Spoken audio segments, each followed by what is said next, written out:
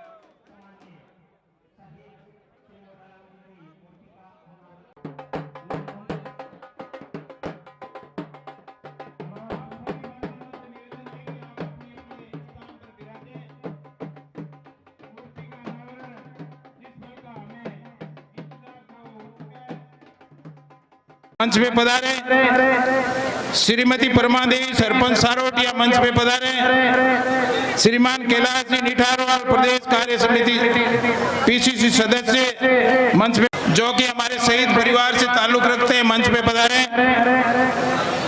श्रीमान आशु सिंह जी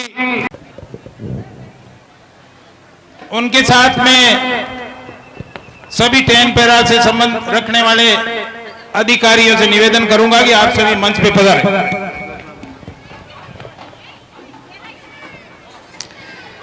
सम्मानीय सूबेदार श्री मोडाराम जी के साथी 26 अगस्त जो कि आज उनकी पुण्यतिथि है 1988 को श्रीलंका में देश के लिए अपने प्राणों की आहुति दी। हम गौरवान्वित है कि हमारे ऐसे सपूत हमारे गांव और ग्राम पंचायत में पैदा हुए जिन्होंने इस भारतवर्ष में हमारे गांव का नाम रोशन किया।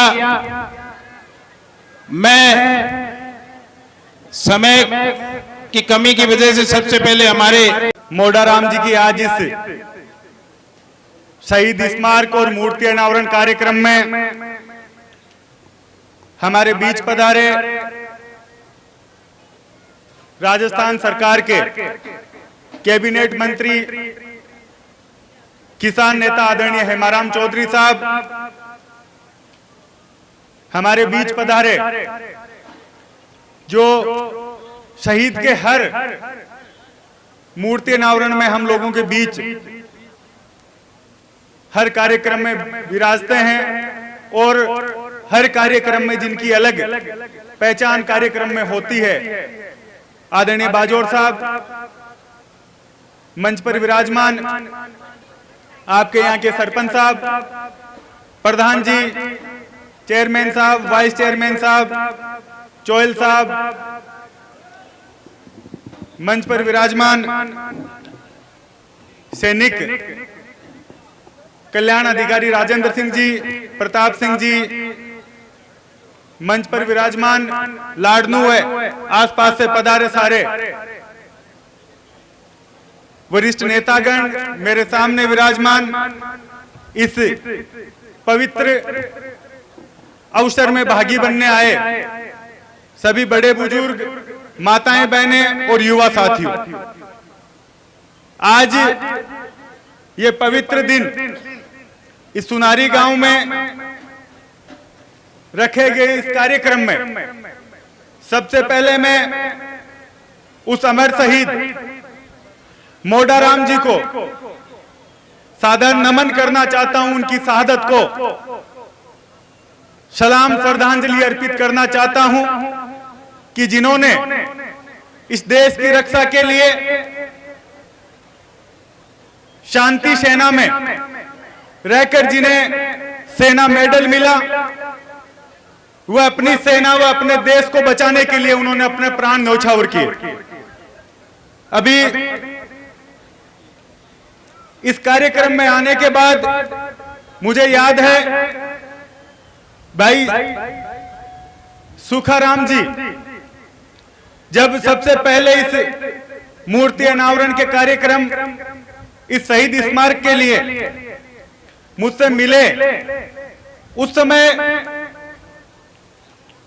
मैंने उनसे कहा कि जो 88 में जो शहीद हो गए, उनका आज मैं समझता हूं कि इस मंच पर बैठे हुए सब लोग खुशकिस्मत है कि आज हमें इतने सालों बाद उनकी इस मूर्ति अनावरण के कार्यक्रम में आने का मौका मिला है।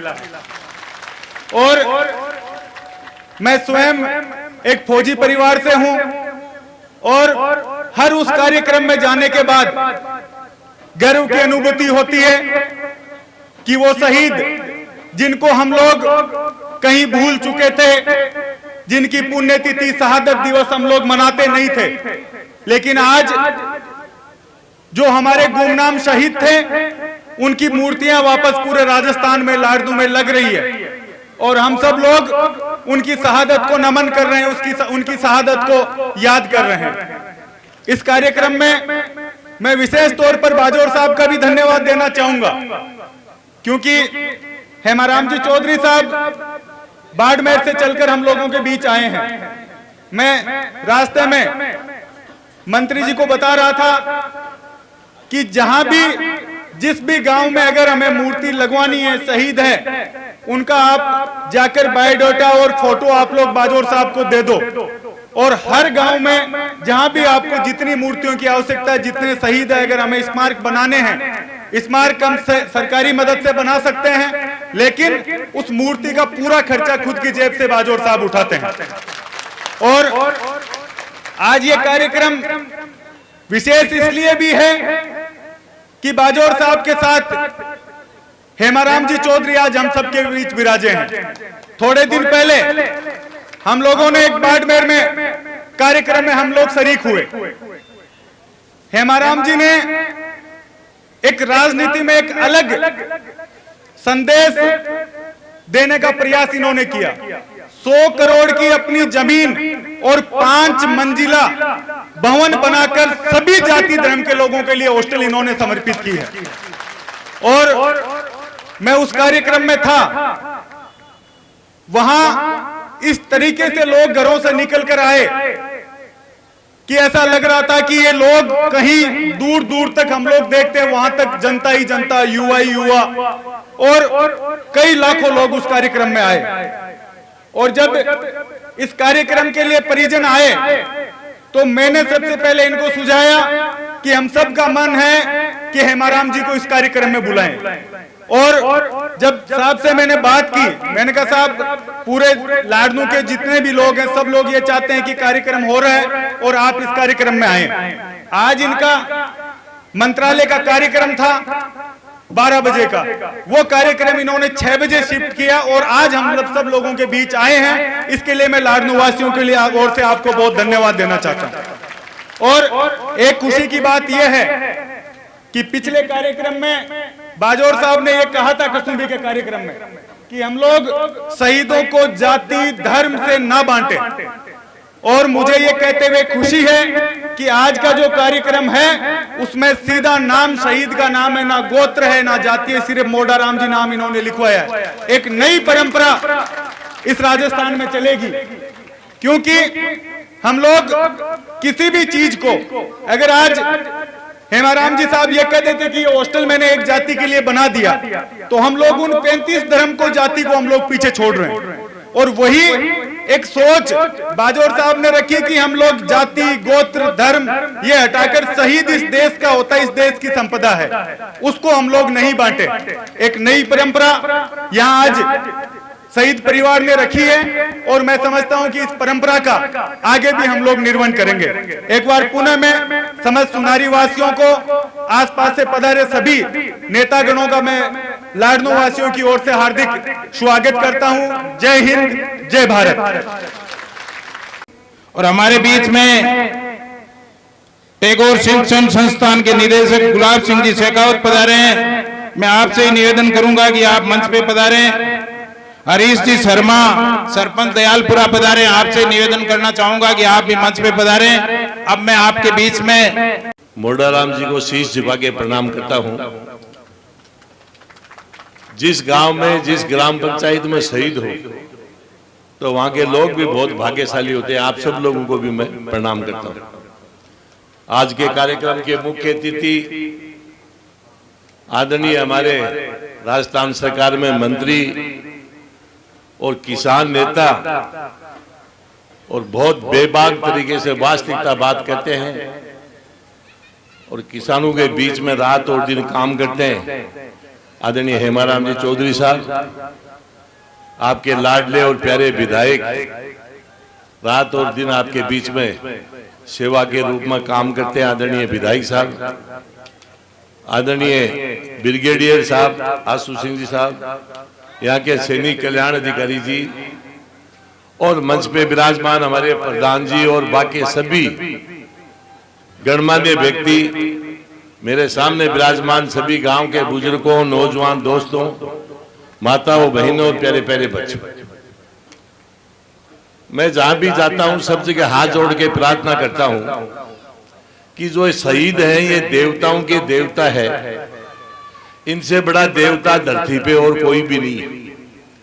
और ये इसलिए कहता हूं कि आप देवताओं का इतिहास उठा के देख लें, एक भी देवता का ऐसा इतिहास नहीं मिलेगा कि वो कोई देश के लिए शहीद हुआ है।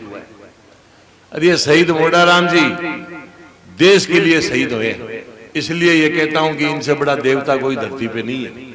और इसलिए अपन देवताओं को मानते हैं, पूछते हैं, बरसों से मानते आ रहे हैं कि जब जब कोई हिंदुस्तान की धरती पे छोटी मोटी परेशानी आई तो ये देवता उस टाइम पे आपकी तरह से हमारी तरह से इंसान थे, मनुष्य थे, लेकिन इन्होंने उस जमाने में देश हित में वातावरण बनाया, देश हित में काम किया, इसलिए आज उनको अपन देवताओं के रूप में मानते हैं। लेकिन मोडाराम जी तो आपको पता है अपनी देश के लिए जान निछावर की, तो इससे बड़ा देवता कोई धरती पे हो नहीं सकता। और सब मोजीज लोग यहाँ विराजमान है। आप सब लोगों को, चाहे किसी भी जाति बिरादरी का व्यक्ति हो, शहीद किसी जाति का नहीं होता है, इसलिए सबको प्रार्थना करता हूं कि बैठ करके एक तय करना चाहिए आप कि हमारे यहाँ सुनारी से जब भी कोई बारात चढ़ेगी तो सबसे पहले दूल्हा यहाँ धोख लगाएगा और उसके बाद में आगे बारात चढ़ाना। और दूल्हा दुल्हन लेके गांव में प्रवेश करे तो घर में प्रवेश करने से पहले दूल्हा और दुल्हन यहाँ शहीद के आकर के यहाँ शीश झुकाए और उसके बाद में गांव में घर में प्रवेश करे। ये इस प्रकार का काम सब लोगों को मिल करके बैठ करके करना चाहिए। और इसके साथ साथ मैं आपको निवेदन कर दूं, साल में एक बार परीक्षा आती है, मात्र एक बार। और परीक्षा का जब समय आए तो सब माँ बाप की जिम्मेदारी है कि अपने बच्चों को कहे बेटा सबसे पहले नहा धो के शहीद के धोख लगाना और उसके बाद में स्कूल में जाना परीक्षा देने के लिए। ये जो मैं बात कह रहा हूं ये भाषण नहीं दे रहा हूं, बहुत बड़ा फायदा उठाया जा सकता है। आज आपको सबको पता है बच्चे बहुत बढ़िया नंबर ले रहे हैं, लेकिन ये भी सबको पता है कि धीरे धीरे अपने संस्कार भी खोते जा रहे हैं। और जो बच्चा आकर के यहाँ शहीद के धोख लगाएगा उसका अंदर से ये हृदय परिवर्तन होगा, और जिस बच्चे का हृदय परिवर्तन होगा उसका ऑटोमेटिक माइंड वॉश होगा। और जो बच्चा गारंटी से कह रहा हूं जिसके 65% नंबर आने वाला यदि यहाँ धोख लगा के पेपर देगा तो उसके 95% नंबर आएंगे, चाहे आप प्रयास करके देखें। मेरे इधर माता बहनी भी विराजमान है, विशेष तौर से आपको प्रार्थना कर रहा हूं कि धर्म के प्रति आस्था इनकी ज्यादा होती है। कभी कोई गाय भैंस बकरी छोटी मोटी बीमार हो जाए दूध नहीं दे तो एक बार एक नारियल लेना और अपने घर पे रख लेना और मन में तय कर लेना कि हमारी ठीक हो जाएगी, दूध देगी तो ये नारियल हम शहीद के जाके चढ़ाएंगे। आप एक बार प्रयास करना, आपको 100% फायदा मिलेगा, और नहीं मिले तो चाहे मत करना, पर मैं विश्वास के साथ कह रहा हूं कि बहुत बड़ा आपको फायदा मिलेगा।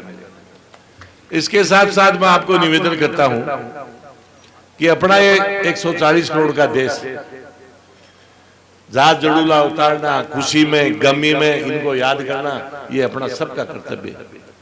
ये 140 करोड़ का देश है, इस देश में जितने हिंदू रहते हैं और जितनी जनसंख्या हिंदुओं की है उसके मुताबिक बीमार होके जो हॉस्पिटल में भर्ती होते हैं, चाहे वो प्राइवेट हो चाहे सरकारी हो, सरकार के पास सबका आंकड़ा होता है।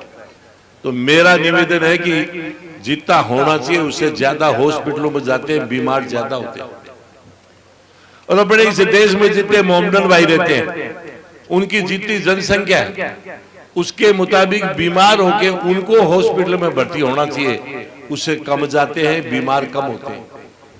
जबकि हिंदुस्तान में हिंदू ज्यादातर गांवों में उनकी आबादी होती है, गांवों में रहते हैं, देसी खाना खाते हैं, खुली आब हवा मिलती है, बीमार होने का कोई कारण ही नहीं बनता। लेकिन ये जस्ट उल्टा हो रहा है। ये उल्टा हो रहा है, इसका कोई बहुत बड़ा कारण नहीं, ये छोटा सा कारण है, इसको समझने की आवश्यकता है। मोहम्मदन के जो बुजुर्ग थे वो आज के 1400 साल पहले इस योगा को हाईजैक करके और उसको निवाज का नाम दे दिया। 1400 साल पहले पूरे विश्व में कहीं भी निवाज नहीं पढ़ी जाती थी, निवाज को कोई जानता भी नहीं था, लेकिन इन्होंने हाईजैक करके निवाज का नाम दिया, पूरे विश्व में अपने समाज को समझाने में कामयाब हो गए।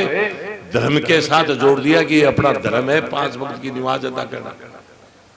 आज पूरे विश्व में उसका फायदा मिल रहा है, और इसलिए फायदा मिल रहा है कि 5 बजे एक रामदेव बाबा का आस्था चैनल आता है, उसको बारीकी से देखना, नहीं देखा, उसमें योगा बताते हैं, योगा सिखाते हैं, उसको बारीकी से देखना। और उसी प्रकार से एक अपना मोहम्मदन भाई कोई निवाज पढ़ता है, निवाज अदा करता है, उसको एक बार बारीकी से देखना। सेम एक ही चीज है, उसमें कोई अंतर नहीं, उसमें भी वही आसन है, उसमें भी वही आसन है। अरे एक बार सुबह 24 घंटे में आधी घंटा योगा करके पसीना निकाल ले, तो मैं इस मंच के माध्यम से कह रहा हूं, चाहे खेत में काम करके निकाल ले और कोई काम करके 24 घंटे में एक बार पसीना निकाल ले, चाहे भगवान उसकी 80 साल उम्र लिखे, लेकिन 100 साल पहले वो नहीं जाए। तो इसलिए मोहम्मदन भाई है वो 5 बार निवाज के माध्यम से पसीना निकालते हैं, इसलिए उनका कुछ नहीं बिगड़ता। जबकि आपको सबको पता है शहरों में रहते हैं, कंजस्टेड एरिया होता है, खाना खाते हैं, वो मुझे बताने की जरूरत नहीं, फिर भी बीमार कम होते हैं। तो इसलिए मेरी सबको प्रार्थना है, चाहे किसी भी रूप में निकाले, लेकिन एक बार पसीना जरूर निकाले। ये माता बहने बैठी है इधर, अपने गाँव के अंदर पहले 4 बजे माताजी दादी उठती थी, बाहर निकालती थी, बिलोवना हाथ से बिलोती थी, चकड़े पे अपन मिर्च बांटते थे, चक्की पे आटा पीसते थे, ऊकड़ मुसल में धान कूटते थे। गांव में एक दाई माई होती थी, वो डिलीवरी पूरे गांव की करवा देती थी। और आज जब डिलीवरी का मामला आता है तो 10 दिन पहले हॉस्पिटल में भर्ती होना पड़ता है। और वहां 50,000 लाख रुपए जैसे हॉस्पिटल भी गढ़ाई इनका बनेड़ा है, 50 वालों भी है, 2 लाख वालों भी है ना, जगह के जितना पीसा हो जगह बंद दे दो और फिर बेटे डिलीवरी करवा लो। तो यदि कोई मैनुअल काम आप करेंगे तो कहीं भी आपको बीमारी भी नहीं होगी, उम्र भी ज्यादा होगी, आपके बच्चे भी सुरक्षित रहेंगे। एक बार किसी न किसी रूप में पसीना निकालना चाहिए, मेरी सबको प्रार्थना। जीवन में मनुष्य के 3 पन्ने होते हैं। पहला पन्ना वो होता है कि मनुष्य जब धरती पे पैदा होता है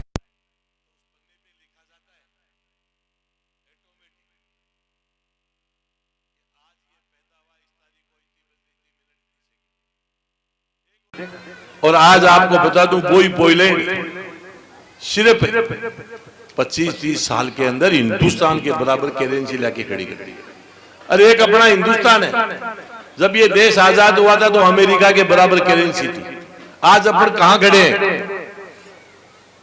76 रुपया और 1 रुपया, अमेरिका का 1 रुपया, हिंदुस्तान का 76 रुपया। ये हालत है। यहाँ का आदमी कोई अमेरिका जाएगा घूमने के लिए 10 लाख लेके जाएगा, 10वें दिन आना पड़ेगा, अपने रुपए का कुछ बढ़ता ही नहीं। और अमेरिका आदमी यदि लाख रुपए लेके आ गए तो 2 महीना था 5 स्टार होटल में रुको, क्योंकि 1 रुपया का 76 रुपया मिला। इसलिए मैं आपको कहता हूँ देश है तो अपन है, देश है तो आने वाली पीढ़ी है। इसलिए देश का कहीं भी कोई काम पड़े, देश के प्रति कोई बात चले, और कोई जरूरी नहीं है कि जिसके पास पैसा हो वही देश सेवा करेगा। अरे गांव में किसी की बेटी की शादी है और आप 2 आदमी गांव के उठ के चले गए, बारात को जिमाने लगे, पातल उठाने लगे, वो भी देश सेवा है। उस लड़की के माता पिता कभी भी आपको नहीं भूलेंगे कि फला आदमी गांव के मेरे बेटे की शादी में पातल उठा देता। ये सरकारों ने रोडे बना दी, अभी गांव में मैं देखते आ रहा हूँ, आप तो यहाँ रहते हो तो हमेशा देखते होंगे, नालियां बना दी, बदबू मार रही है। अब भैया ये कोई आप उम्मीद करो कि सरकार चाहे राज कोई का ही हो, बीजेपी का हो, कांग्रेस का हो, आप उम्मीद करें कि आकर के सरकारी नालियां साफ करेगी? जगह जगह कचरा डाल रखा है। इनको यदि कोई 2 आदमी उठ करके नाली को लकड़ी लेके साफ कर दिया, उस नालियों के अंदर ऐसे जर्म्स पैदा हो जाते हैं, साफ नहीं होती, जो 3 फुट तक बच्चों, छोटे बच्चों को अटैक करती है और अपन हॉस्पिटल में लिए घूमते। तो वो भी एक जन सेवा है। गांव में कचरा पड़ा है, 2 आदमी उठा करके एक जगह इकट्ठा कर दिया, वो भी देश सेवा है। तो इस प्रकार का काम मेरी सबको प्रार्थना है करना चाहिए, देश के प्रति भी भावना रखनी चाहिए। सेकंड वर्ल्ड वॉर में जापान का एक कंपनी कमांडर था मेजर साहब। यहाँ सेना के लोग बहुत बैठे हैं, ये जो मैं बातें रख रहा हूँ ये 100% ओरिजिनल बातें हैं। मेरे भाषण में कभी भी कोई पॉलिटिकल बातें नहीं होगी, जो ओरिजिनल कागजूम होती है वही आपके सामने बोलता हूँ। सेकंड वर्ल्ड वॉर में एक मेजर साहब थे कंपनी कमांडर, वो जा रहे थे, वार चल रहा था पूरे वर्ल्ड में, तो वो तोपे लेके जा रहे थे, उनको एक छोटा पुल था उसके ऊपर से गुजरना था। पास में गए तो पुल टूटा हुआ मिला। मेजर साहब के पसीना आ गया कि अपना तो कंट्री का बहुत बड़ा नुकसान हो जाए। पास में एक गांव था, मैं माता बहनों से प्रार्थना करता हूं कि थोड़ी शांति से बैठे, यही कमी होती है लेडीज में, बाकी तो लेडीज तो बहुत बड़ी माता होती है, पूजनीय होती है, लेकिन बोले हम ना डटे कौन जाए, 5 जन एक जगह होता ही आपसे चर्चा करें। अरे गाँव वालों साथ दो, नहीं अपना देश खत्म हो जाएगा। तो गाँव वालों ने कहा मेजर साहब आप बताओ हम तैयार है। तो बोले इतना टाइम नहीं है, जो खड्डा हो गया इसमें एक आदमी पे एक आदमी सोते जाओ, आपको सबको मरना है, शहीद होना है, लेकिन देश सुरक्षित रह जाएगा। हम वहां मौके पे पहुंच गए, तो एक आदमी पे एक आदमी वहां खड्डे के अंदर लाइन लगा करके सोने लगे। एक बच्चा लाइन में लगा हुआ था, मेजर साहब की नजर पड़ी, उन्होंने कहा तेरी एज क्या है? बोले 13 साल। परिवार में कौन है? बोले मेरी एक माँ है। तो बोले जा तेरे को नहीं मरने देंगे, माँ की सेवा कर भाग। वो दौड़ के अपनी माँ के पास गया, माँ को कहा माँ आज मैं देश के काम आना चाहता था, लेकिन तेरे कारण से मुझे मौका नहीं मिला। माँ ने कहा बेटा मैंने ऐसा क्या कर दिया?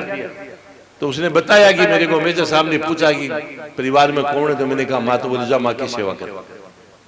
उसकी माँ ने क्या किया वो सुनने वाली बात है। उसकी माँ ने उठाया और मुंह में जहर लिया और जहर लेकर के अपने बेटे को कहा, जा बेटा कह दे तेरे मेजर को, जा देश के काम आ।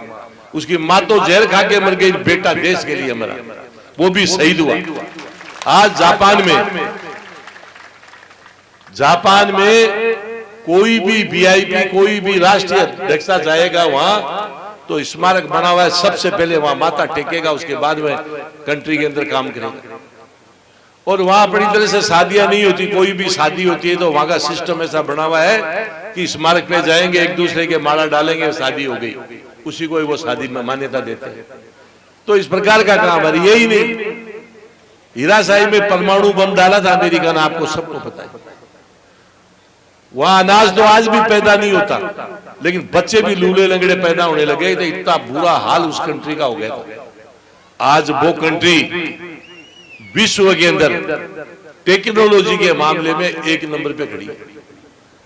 तो कूट कूट के उन लोगों के दिमाग में देशभक्ति भरी पड़ी है। इसलिए मेरी सबको प्रार्थना है कि किसी के पास 100 बीघा जमीन है, कोई ट्रैक्टर है, कोई का बच्चा नौकरी करे है, चाहे अपना कताई हुए, अपने माता बहने हैं, ये भी आधी आधी किलो सोनो गड़ा में गले घूमे, लेकिन मिसाइला पड़ेगी ना, आज डरे जगह दिन को नहीं काम। इसलिए थोड़ो बहुत देश के प्रति भावना रखा करो, यही मेरी हाथ जोड़ के सबको प्रार्थना है। आपने मेरी बात को सुना, इसके लिए बहुत बहुत धन्यवाद। नमस्कार, राम राम। बताई हमेशा याद रखने की और उन पे मनन करने की आपने बताई। देवताओं के बारे में, शहीदों के बारे में आपने जो बताया, निश्चित तौर से हमारे पुराने जितने भी देवता हुए, किसी न किसी लड़ाई, चाहे पाबूजी हो, चाहे तेजाजी हो, चाहे गोगाजी हो, इसी रूप में पूजे गए। और जो बाजौर साहब ने जो बातें बताई है, उनका हम सबका यदि स्मरण करेंगे, निश्चित रूप से हमारा देश तरक्की करेगा, हम तरक्की करेंगे, हमारे परिवार तरक्की करेंगे। अब मैं इस कार्यक्रम को आगे बढ़ाते हुए हमारे शहीद यहाँ पे पधारे। आप शिक्षक के रूप में इस देश की सेवा कर रहे हैं। एक शिक्षक होना भी बड़े सौभाग्य की बात है, गर्व की बात है।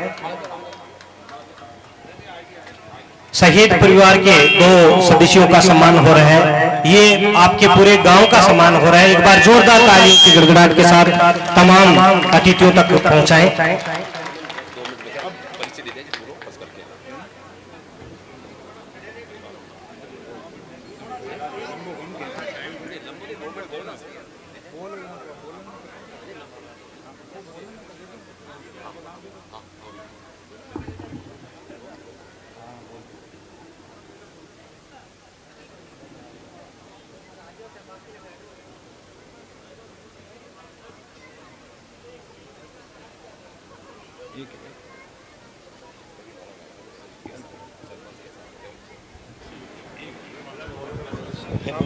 सुनारी गांव के सरपंच अपने अध्यक्ष और राज्य मंत्री प्रेम सिंह जी बाजौर साहब, सैनिक कल्याण बोर्ड के अध्यक्ष साहब, उनको भी शहीद परिवार और सरपंच साहब मोमेंटो भेंट के मंत्री खेमाराम जी मेघवाल साहब आगे आए, उनका मोमेंटो प्रदान करके स्वागत कराए और उनका शहीद परिवार मोमेंटो प्रदान आगे आए और उनका शहीद परिवार मोमेंटो प्रदान करके सम्मान करें। इसी ब्लॉक कांग्रेस अध्यक्ष उनके सुपुत्र सरपंच, उनका भी शहीद परिवार मोमेंटो भेंट करके केवराम जी पटेल आगे आए और शिक्षा बजरंग लाल जी जिला सैनिक कल्याण अधिकारी से कोई भी प्रतिनिधि पहुंचा वो आगे पहुंचे।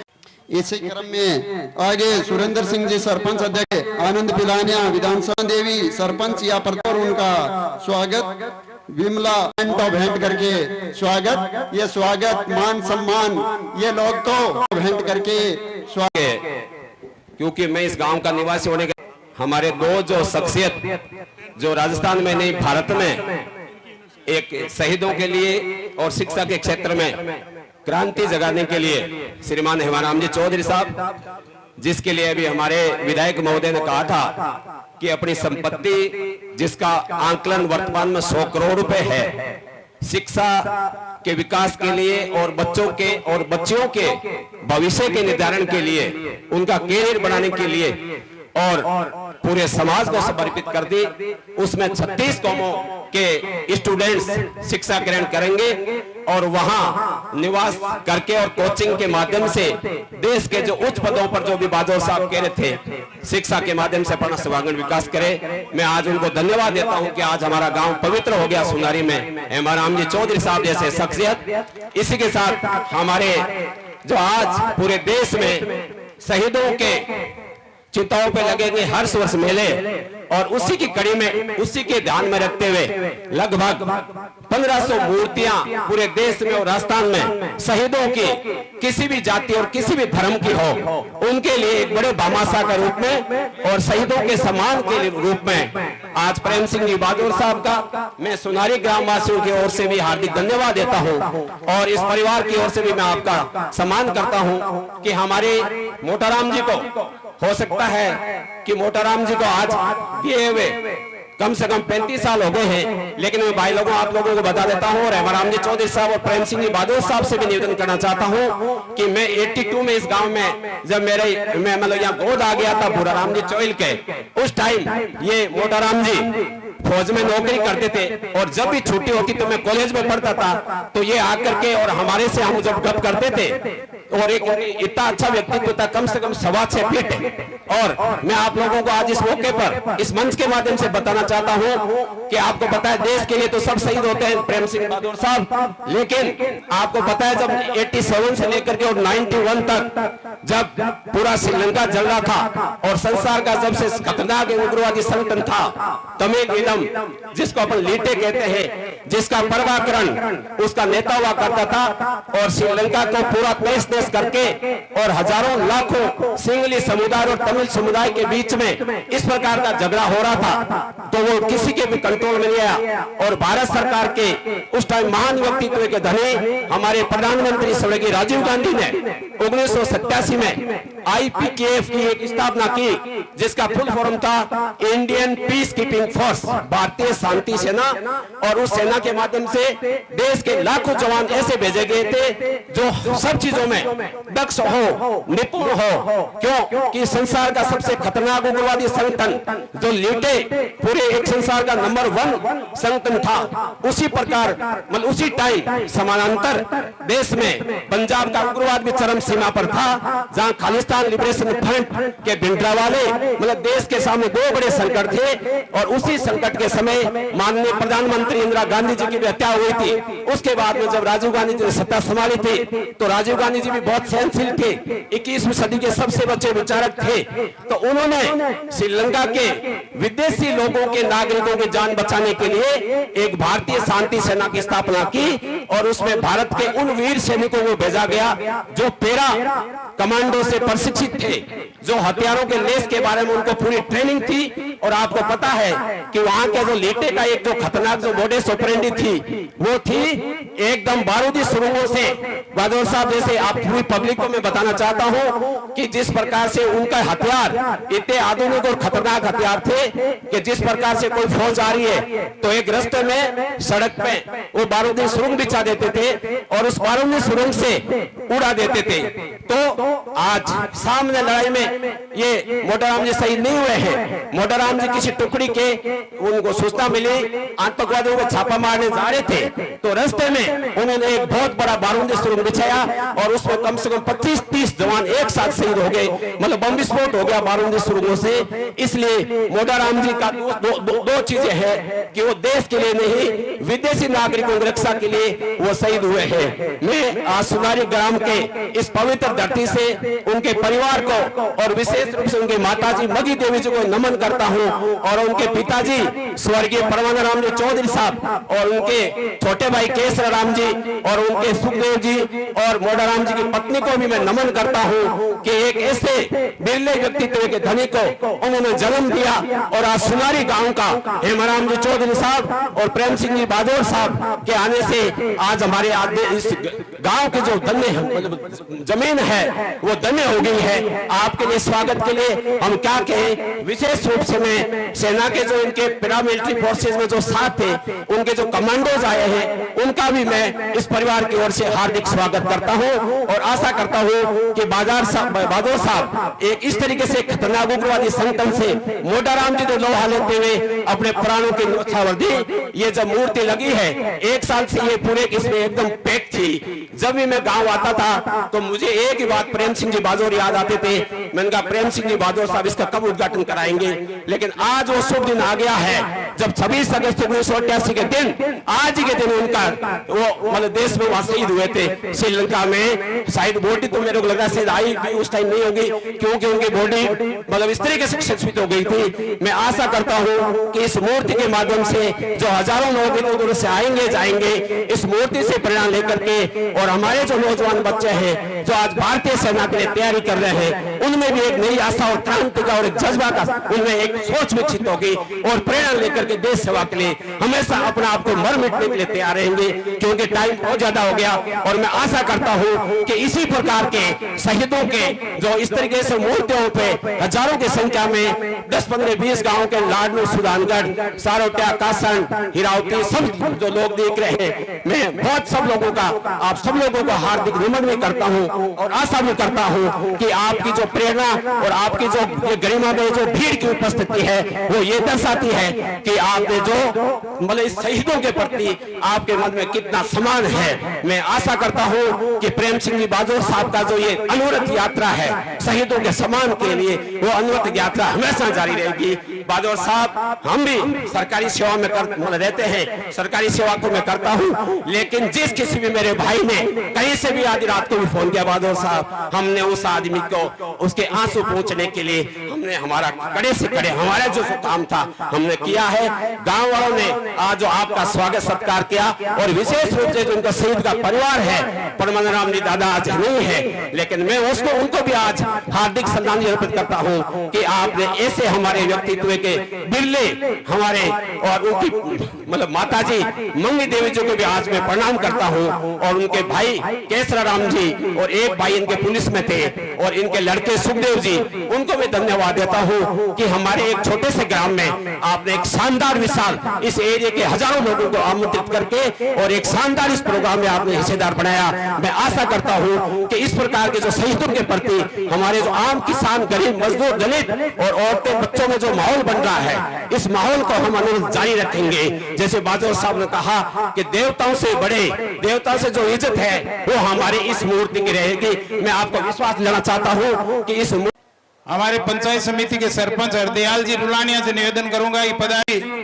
बिडासरी सरपंच पधारे, ओर से मोमेंटो देकर किया जाएगा। सरपंच ओम प्रकाश जी से निवेदन करूंगा कि आप पधारे। वीरेंद्र सिंह जी शेखावत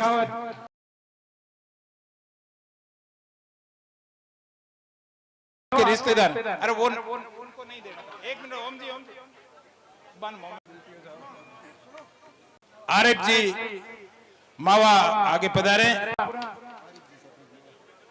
आरिफ, सबसे पहले मैं शहीद मोडाराम जी को कोटि कोटि नमन करता हूं। हम शहीदों को जितना याद करें उतना कम है। इस देश की रक्षा शहीद जो जवान है ये करते हैं, दूसरा कोई नहीं करता। इस देश का पेट पालने का काम किसान करता है और रक्षा करने का काम जवान करता है।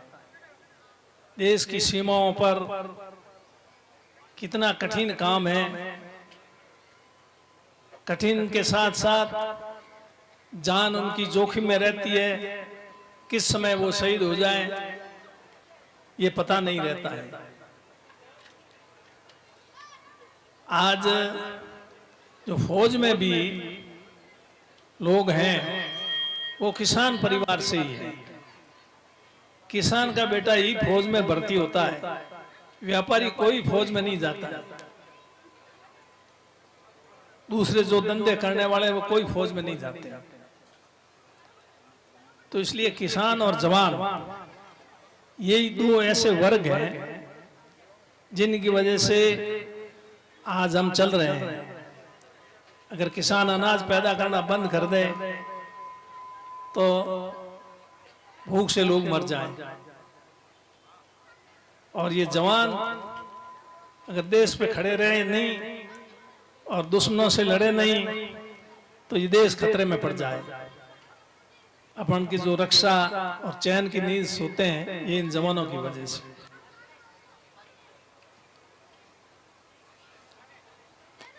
इनके शहीद हुए काफी समय हो गया, लेकिन मूर्ति की स्थापना आज हुई 35 साल बाद। फिर भी आज हुई तो भी बहुत खुशी है। बहुत पहले हो जानी चाहिए लेकिन किन्हीं कारणों से नहीं हो पाई, इस पर ध्यान नहीं गया। अभी इस मूर्ति की स्थापना के बाद इसके लोकार्पण के लिए मेरे को मुकेश जी भाकर साहब ने न्योता दिया।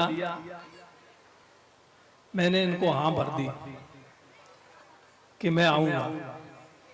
इन्होंने बहुत पहले 20 दिन करीब पहले 20 दिन ही हो गए, 21 दिन पहले, मैं उस समय बाड़मेर में था, फोन आया था, हाँ भर दी।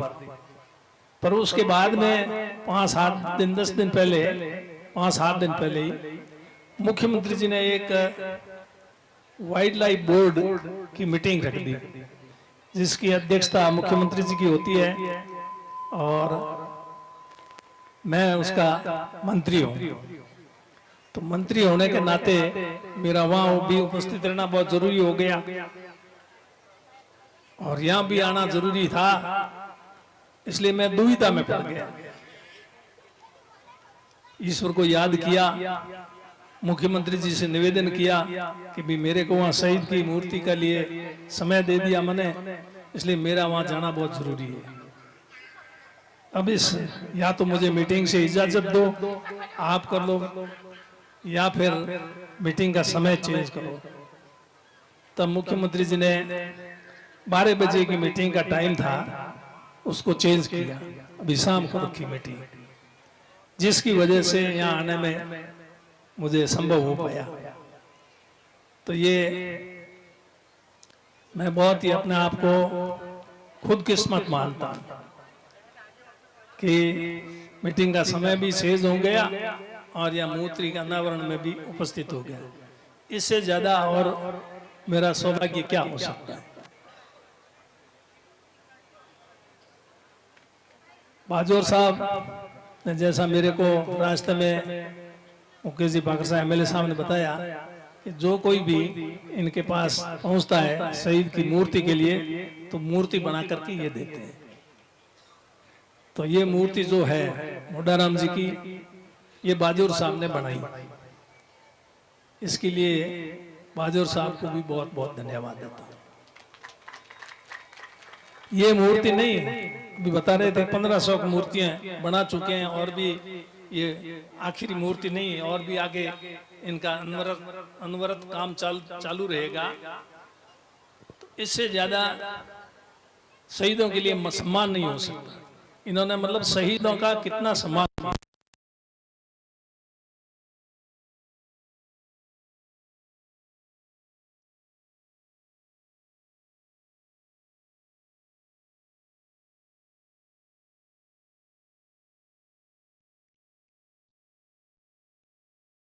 हुआ और आज लोकार्पण भी हो गया, और लोकार्पण के इस मौके पर आप इतनी बड़ी तादाद में आए, इसकी शोभा बढ़ाई। मैं आप सबको भी बहुत बहुत धन्यवाद देता हूँ कि आप समय निकाल करके इस शहीद के सम्मान के लिए आप यहाँ पधारे। आप और हम सब इनके सम्मान के लिए और आते रहना चाहिए। अभी बाजोर साहब कह रहे थे कि देवता से भी सही बड़े हैं। देवता सही ये सब पूजनीय है। मंदिर बनाते हैं, उसमें मूर्ति लगाते हैं। मूर्ति तो पत्थर की होती है, ये भी पत्थर की है, शहीद की भी। लेकिन क्यों बनाते हैं मंदिर, क्यों मूर्ति लगाते हैं देवताओं को? वीर तेजा जी का मंदिर बनाते हैं, मूर्ति स्थापित करते हैं, इसलिए करते हैं कि उनकी याद बनी रहे, हम उनको बार बार याद करते रहे और उनके जीवन से प्रेरणा लेते रहे। तेजा जी भी इंसानी थे, धरती पर जन्म लिया उन्होंने, मोडाराम कर दिया। वैसे वो अपने विशेष काम की वजह से पूजे जाते हैं, देवता भी है जितने भी। ये भी मोडाराम जी की 6 पुत्रियों का स्वागत अतिथियों द्वारा। शहीद मोडाराम जी के 6 पुत्रियां और 1 पुत्र, इनके पूरे परिवार का स्वागत। मैं सुखदेव से चाहूंगा कि वो भी मंच पे बहनों के बीच में आए। सुखदेव जहां भी है। अब मैं स्वागत की अगली कड़ी में हमारे लाडलू नगर पालिका के उपाध्यक्ष भाई मुकेश खींची से निवेदन करूंगा कि आगे आए और शहीद परिवार की ओर से मोमेंटो बैठकर स्वागत करेंगे। खेमाराम जी, श्री बाकर साहब, खेमाराम जी, भाटी साहब, नानूराम, महानुभावों, माताओं, बहनों और मेरे प्यारे साथियों, सबसे पहले मैं अमर शहीद मोडाराम जी सेना, मैं शांति ईश्वर से प्रार्थना करता हूं कि ईश्वर उनकी आत्मा को शांति प्रदान करे। मैं इनके लिए 4 लाइनें बनाई है, मैं आपके सामने प्रस्तुत करूंगा। मैं जला हुआ राख नहीं अमरदीप हूँ, मैं जला हुआ राख नहीं अमरदीप हूँ, जो मिट गया वतन पर मैं वो शहीद हूँ। आओ झुककर सलाम करें उनको, आओ झुककर सलाम करें उनको, जिनके हिस्से में ये मुकाम आता है, जिनके हिस्से में ये मुकाम आता है। खुश नसीब होता है वो खून जो देश के काम आता है। आजादी के अमृत महोत्सव की इस वेला पर आज दिव्य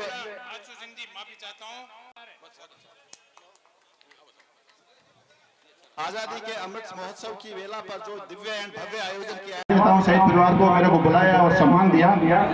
मैं ये भी बोलना चाहता हूँ कि धन्य है वो माता पिता, धन्य है वो माता पिता जो अपने वीर सपूतों को देश की सेवा के लिए भेजते हैं, और उससे भी ज्यादा धन्य वो माता पिता है जिनके सपूतों का खून इस देश के काम आता है। बहुत बहुत धन्यवाद ऐसे वीर सपूत जिन्होंने इतिहास के पन्नों पर अपने सवर्ण शहीद मोडाराम जी की, भारत माता की जय हिंद, जय भारत, जय सोनारी, जय राजस्थान। Thank you.